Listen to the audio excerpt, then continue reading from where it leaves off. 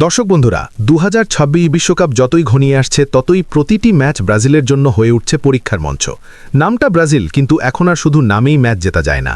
আগামী মাসে ঠিক এই বাস্তবতাটাই যাচাই হবে দুটি হাই ভোল্টেজ ফ্রেন্ডলি ম্যাচে। 27 তারিখ ফুটবল বিশ্বের আর এক পরাশক্তি ফ্রান্সের বিপক্ষে মাঠে নামবে সেলেসাওরা, আর 31 তারিখ প্রতিপক্ষ হবে শক্তিশালী ক্রোয়েশিয়া।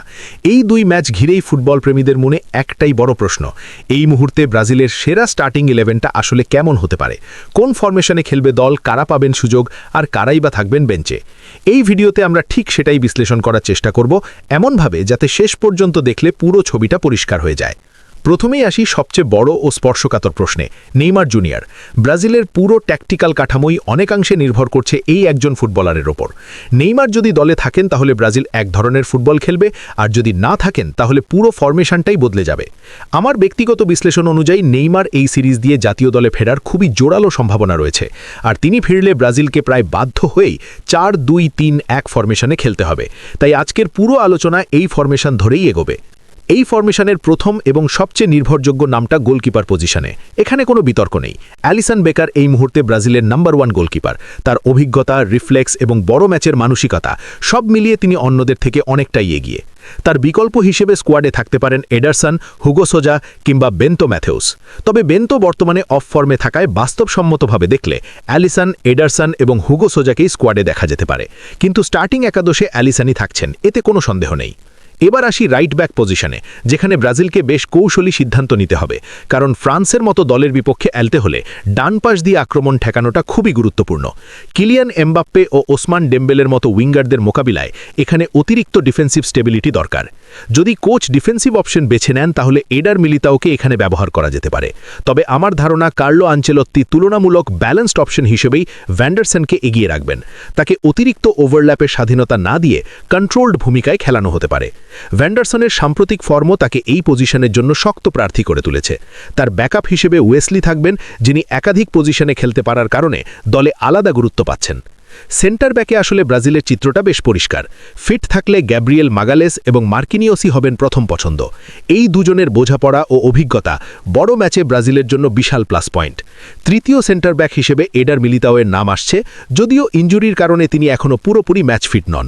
তবে ব্রাজিলের ম্যাচের আগেই তিনি ফিট হয়ে উঠবেন বলে ধারণা করা হচ্ছে। চতুর্থ সেন্টার ব্যাকের ক্ষেত্রে ব্রেমার ছিলেন সম্ভাব্য নাম, কিন্তু সাম্প্রতিক ইনজুরির কারণে তাকে আপাতত বিবেচনার বাইরে রাখতে হচ্ছে।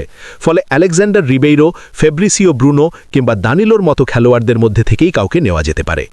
লেফট ব্যাক পজিশনে অভিজ্ঞতার পাল্লা ভারী হলে আলেক্সান্দ্রোই এগিয়ে থাকছেন।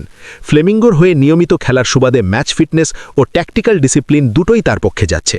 তবে যদি আনচেলত্তি চান লেফট সাইড দিয়ে আরও আক্রমণাত্মক ফুটবল খেলাতে, বিশেষত ভিনিসিয়াস জুনিয়রের সঙ্গে ওভারল্যাপ তৈরি করতে, তাহলে ডাগলাস স্যান্টোস এই জায়গায় বড় চমক হতে পারেন।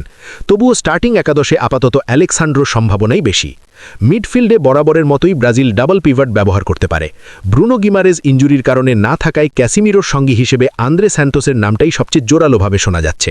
ক্যাসিমিরোর অভিজ্ঞতা আর আন্দ্রের গতিশীলতা এই জুটি মিডফিল্ডে ভারসাম্য আনতে পারে।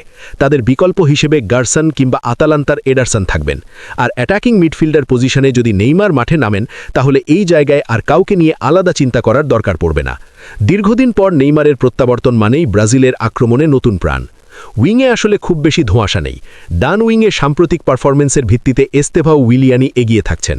আনচেলত্তির অধীনে তার আত্মবিশ্বাসী ফুটবল তাকে স্টার্টিং একাদশে রাখছে। বাঁ উইংয়ে ভিনিসিয়াস জুনিয়র থাকবেনই, এ নিয়ে কোনো প্রশ্ন নেই। আর সেন্টার ফরওয়ার্ড পজিশনে ম্যাথেউস কুনহা ও জোয়াও পেদ্রোর মধ্যে লড়াই। দুজনেই ডিপ লাইং ফরওয়ার্ড হিসেবে খেলতে পারেন, তবে বর্তমান ফর্ম বিবেচনায় জোয়াও পেদ্রোকেই একটু এগিয়ে রাখছি। সব মিলিয়ে সম্ভাব্য স্টার্টিং 11টা দাঁড়াচ্ছে: গোলকিপারে অ্যালিসন বেকার, ডিফেন্সে ভ্যান্ডারসন, গ্যাব্রিয়েল মাগালেস, মার্কিনিয়স ও আলেক্সান্দ্রো, মিডফিল্ডে ক্যাসেমিরো ও আন্দ্রে স্যান্টোস, সামনে এস্তেভা উইলিয়ান, নেইমার জুনিয়র ও ভিনিসিয়াস জুনিয়র, আর স্ট্রাইকারে জোয়াও পেদ্রো। এই একাদশ কতটা কার্যকর হবে সেটা মাঠেই প্রমাণ হবে। এখন প্রশ্ন একটাই, এই একাদশ নিয়ে আপনার মতামত কি? কমেন্ট সেকশনে অবশ্যই জানাবেন।